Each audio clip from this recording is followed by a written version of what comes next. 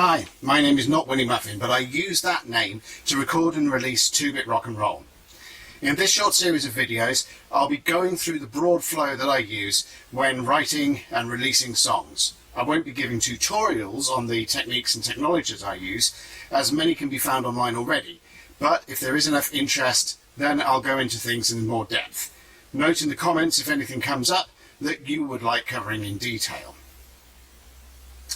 I am entirely self-taught, with a bit of musical theory from my youth, and picking up odds and sods over the years from friends, bandmates, other musicians and recording professionals. What follows is therefore my way, which is not necessarily the one true way, which I don't believe exists in music in the first case. I'm always happy to talk about things and maybe learn something new. Again, use the comments if you have something constructive to say or discuss. Finally, I am not endorsed by any of the companies that make the products that I'll be showcasing. The opinions I express about them are my own. There are plenty of alternatives on the market that may suit you better, and I am quite happy for you to use the comments again to extol the virtues of these. In this first video, I would like to go through ideas, how to inspire them, how to keep them, and how to turn them into something useful. In later episodes, I'll be using a song of mine to illustrate each of these things that I'll be talking about here. I'll also touch on some tools that are handy for retaining ideas and the importance of doing so. One of the things that songwriters are most often asked is, how do you write a song? It sounds like a simple question, and it is, except even one songwriter could come up with a dozen or more answers to it. In simple form, a song forms from an idea drawn from some spark of influence. That influence can be a riff born out of a jam session, or a lyric that comes to you in the middle of the night, a subject heard on the radio that you'd like to address, a phrase popping up in a drunken conversation with a friend that sounds like a good song title, or anything else that gives your imagination a kick. Sometimes a combination of ideas conspire to guide you. Sometimes an idea might lie dormant, waiting to be turned into a song if just the right additional spark comes along to ignite it. Sometimes an idea will hit you and 5 minutes later you have the scribbled form of a song lying in front of you. Sometimes the final song shaped from an idea won't arrive for years. The best advice that I can give you when it comes to ideas is twofold. Don't force them and don't forget them. Not forcing an idea is simply giving yourself room to have ideas in, and room for the ideas that you have to find their place. It's all well and good setting aside a band rehearsal for a writing session or the like, but it's often better to have a jam rehearsal instead and let your creativity flow, and then find inspiration and ideas naturally, instead of boxing that space in, if you like. This can be thought of as creating a musical brainstorming session, but with no fixed goal. If no idea comes out of it, at least you had fun, right? The same applies to pushing an idea that you already have in a direction that it doesn't necessarily want to go. Sometimes an idea might immediately suggest its direction, which is great, but at other times this might not be true. Rather than air an idea before its time, hold back and let it grow. Think a bit more about it. If nothing comes to mind, keep that idea around. At some later point, some other idea may suggest itself as a natural pairing for it, and the direction for the idea to make it into a song gains a signpost. Don't be afraid to change, to throw away, to revisit, to pick out of the bin, or to annihilate forever these ideas. Some ideas might seem to work at first and then don't. I'll touch on this kind of thing in a bit when we deal more with the remembering side of things and my own songs. Also, don't be afraid to rework an idea, and that goes right from figuring out what the idea means in terms of a song, up to its reforging its music, its lyrics, its arrangements, whatever. Never be afraid to rewrite. Remembering ideas is important. We've already mentioned that ideas may take some time to gestate, but an idea cannot gestate if you've forgotten it. There is a simple trick to remembering ideas. Write them down and record everything. Always keep a notebook or some scribbling medium around. The note app on your phone will do, but paper feels much nicer. And in any case, it gives you a nice platform to scribble on to further develop your ideas. I've tried using songwriters' notebooks like this.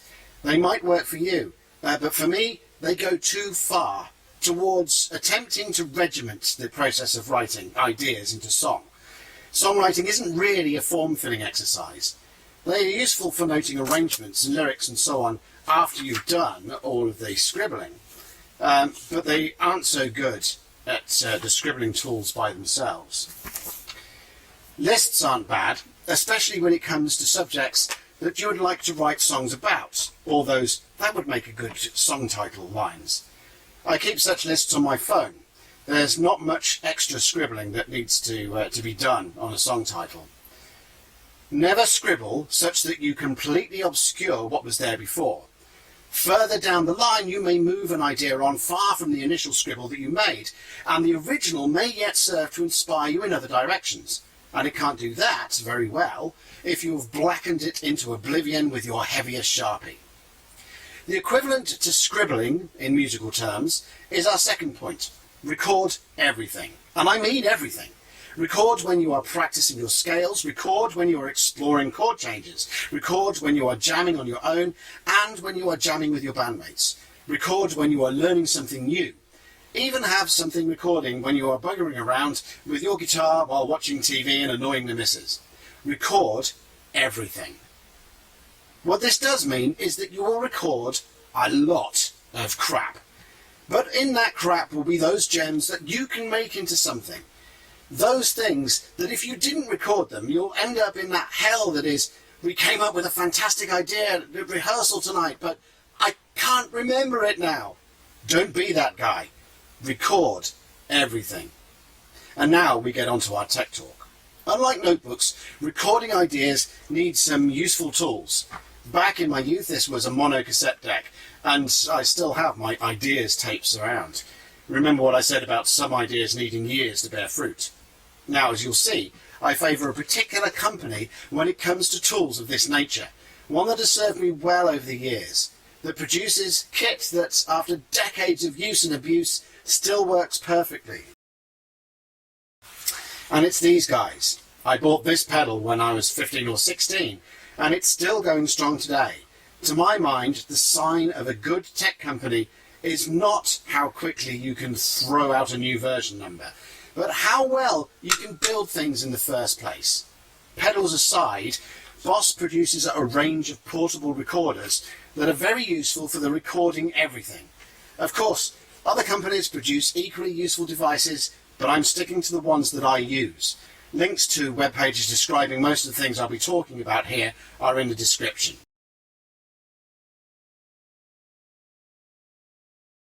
The go-to device in this regard, or my go-to device, is the BR Micro. Now, this has since been superseded by the BR80. The basic differences between the two: the BR Micro is a 4-track, the BR80 is an 8-track.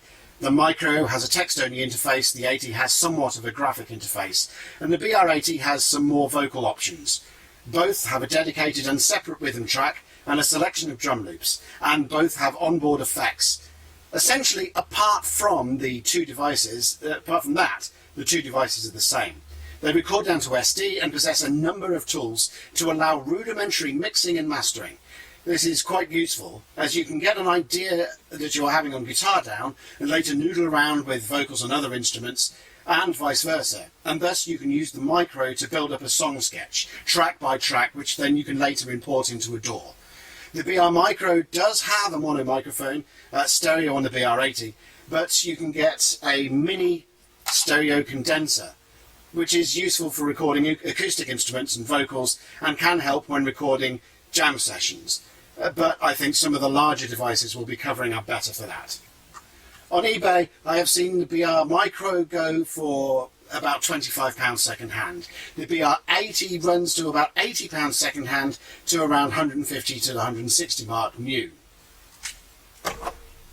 Boss do a range of recorders above the Micros, but the best of them, in my opinion, is the mid-range BR800. In fact, along with the BR80, the 800 rounds out the current range of Boss portable recorders. If you search on eBay, you'll find 600, 900, 1200, 864, and a number of numbers in between. By the way, the 864 is also a robust beast. The 800 and the 864 devices go for roughly the same amount of money second hand, for around £80 to £150 give or take depending on condition. The BR800 is around £350 new. The BR800 is great because apart from being an 8-track, it gives you a number of recording options. When recording a band, you can DI amps into it. It has 4 inputs, so you might not get every instrument in, but it provides phantom power on one of them. It also has built-in stereo condenser microphones, which give you a pretty good sound quality. It records down to SD card and can easily export its tracks into a DAW. Like the Micro and the BR80, it has a dedicated rhythm track with drum loops that can be edited, onboard effects and so on.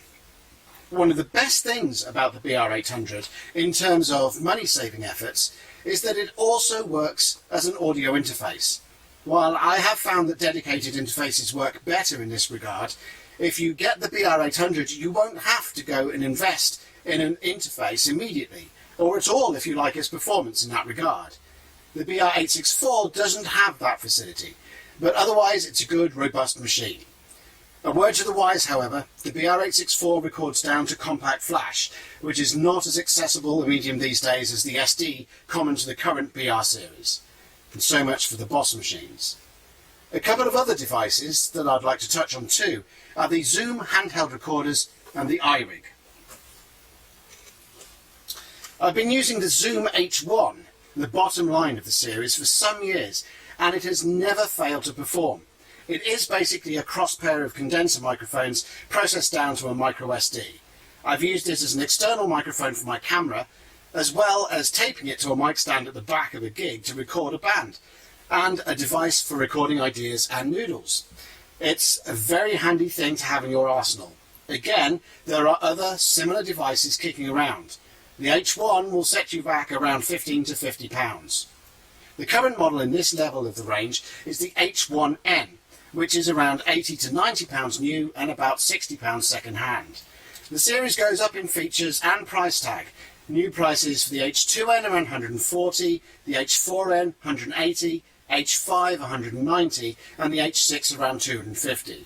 If you want the additional features, head up as far up the tree as you wish. The iRig is basically an audio interface for your phone.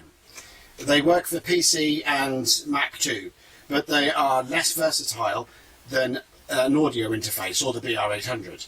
This is an iRig 2, which connects to a device via an audio jack, which is fine if you noodle with an iPhone 6S or lower, or an Android phone that supports Samsung Pro Audio, but note that this has been deprecated in 2019. The iRig 2 second-hand costs around £25.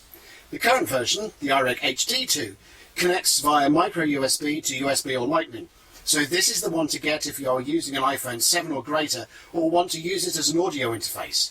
New, the iRig HD2 will set you back around £100, with not very much change from that if you're buying second hand. I'm mentioning the iRig here because it's an option to assist in recording everything, and it works, and I've used it. However, it can sometimes be painful to get it to talk to apps on the phone. It fares better with Amplitude than most others, and it's not as versatile as something like the BR Micro. I would recommend the BR Micro or the BR80 over the iRig, in the context that we are talking about here, by a long mile. In the next episode, we'll be going through how to turn your ideas into rough sketches and demos, and how to learn to love or hate your resultant songs. Until then.